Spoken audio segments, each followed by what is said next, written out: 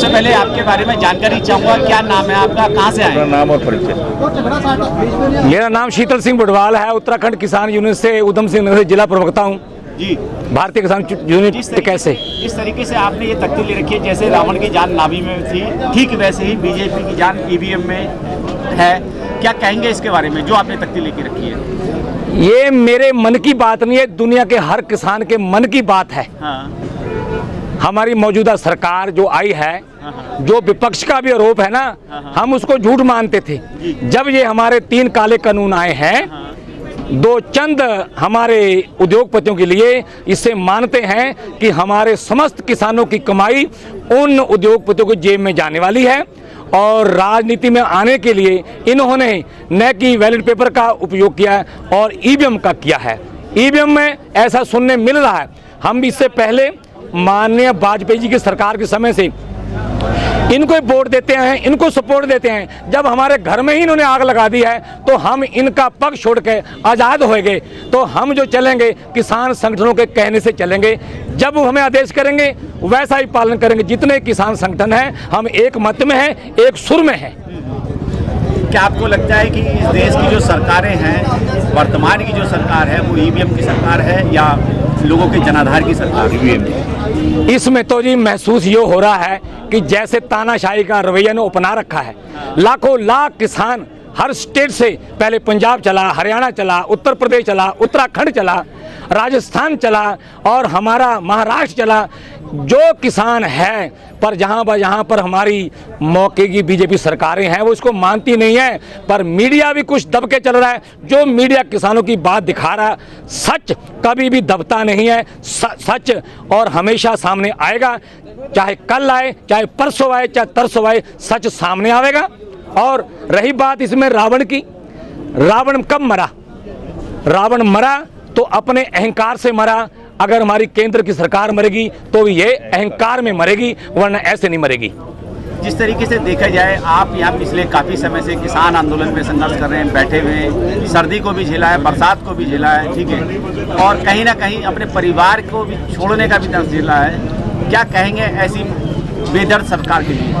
क्या कहना है कि परिवार हमारा खुद कहता है आप जाइए, गाजीपुर बॉर्डर पर जाइए, और हम आते हैं और जाते हैं। अभी ही 23 तारीख को, इससे पहले हमने 25 दिसंबर को उत्तराखंड का बॉर्डर यूपी का तोड़ा था। उसमें इस वक्त हमारी सरकार उत्तराखंड ने 1500 लोगों पर अज्ञात मुकदमे दर्ज किए, हमें उसकी कोई परवाह नहीं। उसके बाद भी अब 23 दिसंबर को, हम ये 23 जनवरी को निकले हैं, हमने उत्तराखंड से, जिला उधम सिंह नगर से हजार ट्रैक्टर ट्रालियाँ निकाली हैं। काहे के लिए? देश की मतलब तरक्की के लिए, किसान के हित के लिए और इस जुल्मी सरकार से टक्कर लेने के लिए। और हमारा समस्त भारत का किसान, चाहे पंजाब का, हरियाणा का, यूपी का, उत्तराखंड का, अदरवाइज किसी का, ताकि विदेशों में भी हमारी धमक गूंज रही है, क्योंकि हम सच के मार्ग पे चल रहे हैं, झूठ पे हमारी केंद्र सरकार चल रही है। देखा जाए तो पूरा देश आज जो है 72वां गणतंत्र दिवस मना रहा है और भारतीय संविधान के अनुसार आज इस देश का जनमानस पूरी तरीके से आज़ाद है, लेकिन इस देश की वर्तमान सरकार कहीं गुलाम नजर आती है। क्या कहेंगे? गुलाम हमारी चंद लोगों की, ये उद्योगपतियों की नज़रों में है, क्योंकि इन्होंने भविष्य में जब चुनाव लड़ा था, मोदी सरकार जब गुजरात के मुख्यमंत्री थे, इनसे पहले तय हो चुका था। ये इनको ऐसे नहीं है, बड़ी भारी रकम अगर इसकी जांच कर ली जाए, बड़ी भारी रकम ऐसी जो कि इनकी गोदी में मीडिया हमारा बैठा है ताकि जांच कर लें, उसके बदौलत और इसके बदौलत इसको प्रचार करने के लिए और कन्वेंसिंग के लिए इतनी भरपूर राशि दी है, ताकि ऐसा नारा लाओ अच्छे दिन आने वाले हैं, अच्छे दिन आने वाले हैं। फिर कहा अच्छे दिन आ गए, अच्छे दिन आ गए। अब मैं कह रहा हूं इनके माड़े दिन आ गए, माड़े दिन आ गए और जल्दी ही जाने वाले हैं। सरकार अपने अच्छे दिनों की गिनती कराती है कि किसानों को 6000 रुपये महीने सालाना दिया, 5 लाख का आयुष्मान जो है आपको इंश्योरेंस दिया बीमारी के लिए, 15 लाख रुपए आपके खाते में डाले, 2 करोड़ नौकरी आपके बच्चों को दी। फिर सरकार कहाँ गलत है? ये सब झूठ है। ये 6000 रुपये साल के ये दे रहे थे ना, ये इस एवज से दिए हैं कि यह कोरोना काल में ये जो कानून लाने थे, 3 काले कानून लाने थे, इसको हमारा ध्यान भटकाने के लिए 2-2 हज़ार तिमाही में, छमाही चमाही में दिए हैं, ताकि छोटा किसान ये कहे कि मुंह बंद हो जाए, कहे ना, ताकि हकीकत पहले बड़े किसानों को लगी, अब उसे छोटे को, मीडियम को, छोटे से छोटे किसान के मन में भी यह बात जम गई है। हमारे साथ धोखा हो रहा है, धोखा हो रहा है। हम बड़े किसानों के साथ मिलें, बड़े किसान के साथ मिलेंगे तो छोटे का भला होगा। किसान मजदूर एकता, किसान जाएगा तो व्यापारी जाएगा, व्यापारी जाएगा तो मजदूर जाएगा, और जन आंदोलन हो गया। ये किसान का आंदोलन नहीं रहा और जन आंदोलन हो गया, और इसको सरकार दबा नहीं पाएगी।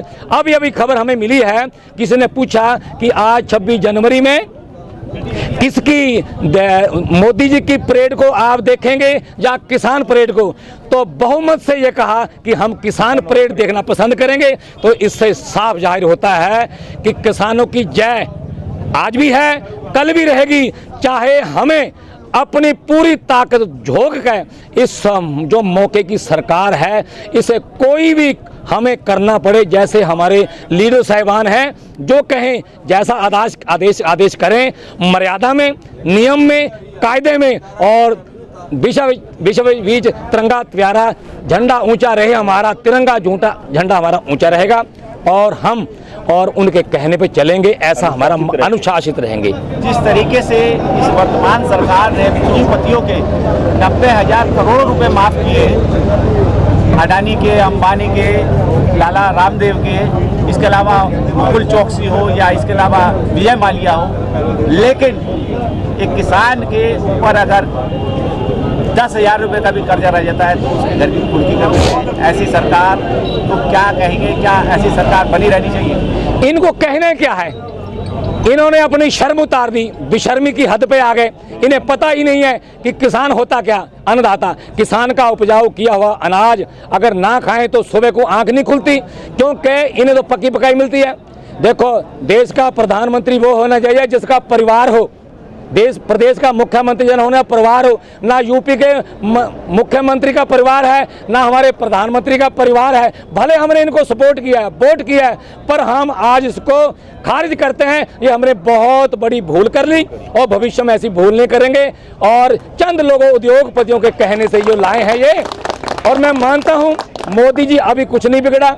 अगर सुबह का भूला हुआ शाम को घर आ जाए उसे भूला नहीं कहते, भटका नहीं कहते। आप भी आ जाओ, देर से आ जाओ, कोई नहीं, पर किसानों की अगर बद्दुआ दे दी तो आपके 7 जन्म नरक में चले जाएंगे। मेरा ऐसा मानना है। किसान सच्चा है, क्योंकि नंगे पैर ये तो पानी की बौछार मारते हैं, कैनल वाटर से स्प्रे करते हैं, तो इन्हें ये नहीं पता 4 इंची के फोर्स के पानी में तो हमारा किसान सुबह को कुल्ला करता है 4 बजे। इन्हें ये नहीं पता बौछार मारने से क्या होगा, कुछ नहीं। नंगे पाँव चलते हैं, जाड़े में चलते हैं, दिन रात चलते हैं। ये इनकी सोच जो है ना, इनको चंद लोग रिमोट कंट्रोल से, अडानी जी और अंबानी जी, ये फंसे हुए हैं। कारण पहले पैसा लेकर के चुनाव लड़ा और अब उनको हमारी खेती कॉन्ट्रैक्ट फार्मिंग में दे रहे हैं। बहुत गलती है। बहुत किसानों से मैं कहना चाहूँगा, कॉन्ट्रैक्ट फार्मिंग ये है जो हमारी किसी की 5 एकड़, 10 एकड़, 20 एकड़ जमीन है, 100 साल के पट्टे पे, 50 साल के पट्टे पे लोगे तो आपको ये वापस नहीं मिलेगी। आपकी डॉल तोड़ दी जाएंगी। आप ढूंढते फिरोगे कहाँ हमारा बोरिंग है, कहाँ हमारे पेड़ लगे हुए हैं, कहाँ हमारा गांव है। किसानों संभल जाओ और एकता में आ जाओ। गाजीपुर बॉर्डर पे आ जाओ, टिकरी बॉर्डर पे आ जाओ, सिंगू बॉर्डर पे आ जाओ और किसानों के साथ कंधा से कंधा मिला के मौके की मोदी सरकार के खिलाफ डट जाओ।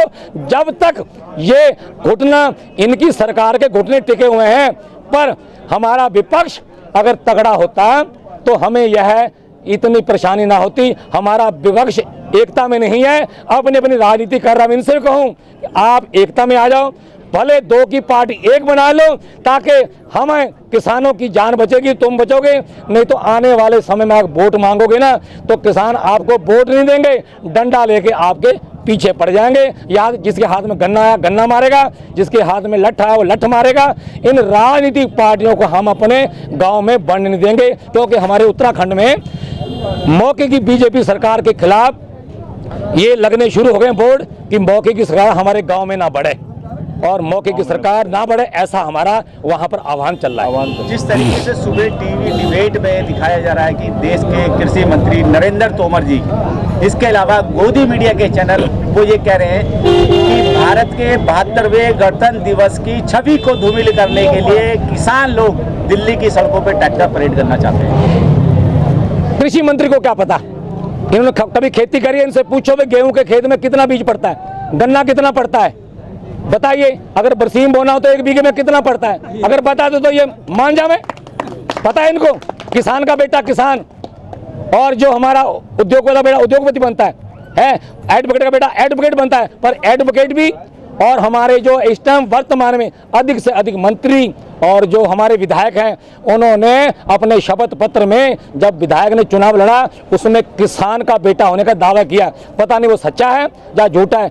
किसान का होने के नाते इनको वोट मिल जाते हैं, पर वोट लेने के बाद ये लौटते नहीं है, परतते नहीं है। इनकी भूल है, आज धोखा दे रहे हैं। इनका परिवार इनसे कहता है, पर हाथी के दांत खाने के और दिखाने के और ये ज़्यादा दिन नहीं चलेगा, ऐसा मेरा विश्वास है। और हमारे ये कृषि मंत्री जी हैं, ये तो हमारे इस देश में 2.5 मंत्री हैं, माननीय प्रधानमंत्री जी और हमारे अमित शाह जी, और आधा हमारा ये जो वित्त मंत्री हैं, इनको लेकर 2.5 लोगों की सरकार चल रही है।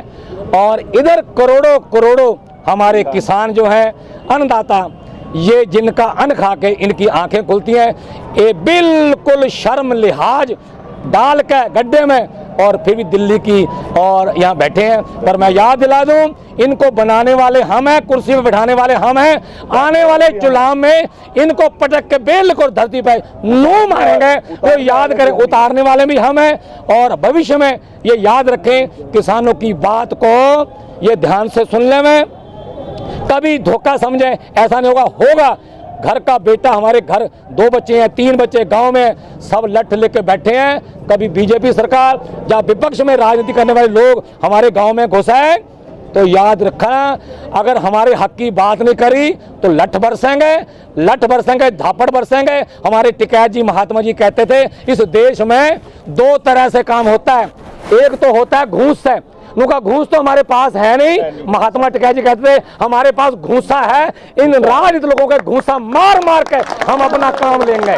ये हमारे बहुत बहुत धन्यवाद आपका। ओके सर, धन्यवाद।